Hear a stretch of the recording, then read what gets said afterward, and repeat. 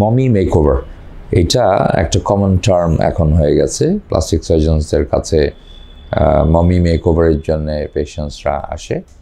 তো এইটা young mother's যাদের একটা বা দুটো বাচ্চা আছে তাদের অনেক সময় ব্রেস্ট এবং পেট, অ্যাবডোমেন অ্যান্ড ব্রেস্ট এই দুটার শেপ নষ্ট হয়ে যায়। চাইল্ড বার্থের জন্যে পেটে অনেক সময় লুজনেস হয়, মাসল, কিছু ফ্যাট জমে স্পেশালি লোয়ার অ্যাবডোমেনে, তখন দেখতে ভাল লাগে না।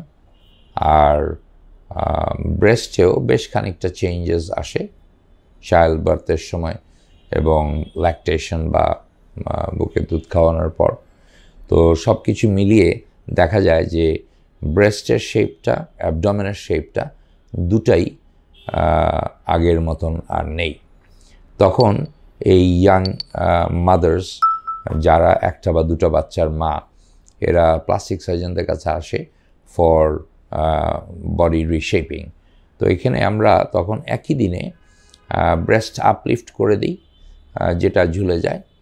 আর ব্রেস্ট যদি অ্যাট্রফি বা একদম ফ্ল্যাটেনিং হয়ে যায় তো সেখানে আমরা অনেক সময় ইমপ্লান্টও দিয়ে দিই।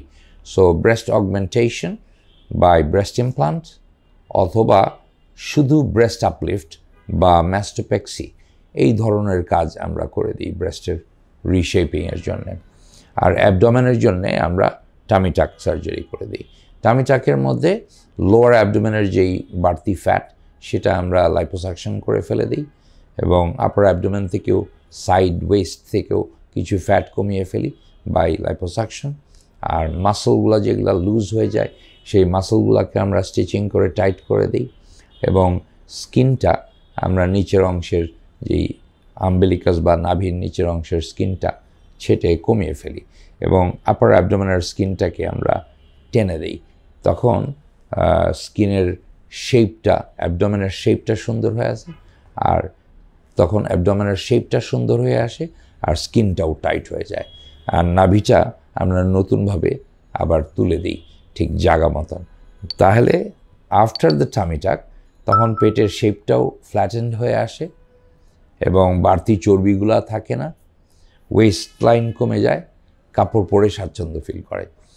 আর অ্যাট দ্য সেম টাইম ব্রেস্টের যেই ডিশেপিং ছিল, ডিফ্লেশন হয়ে গেছিলো, সেটাও আমরা আপলিফট করে দিই, অনেক সময় ভলিউম অগমেন্টেশন করে দিই।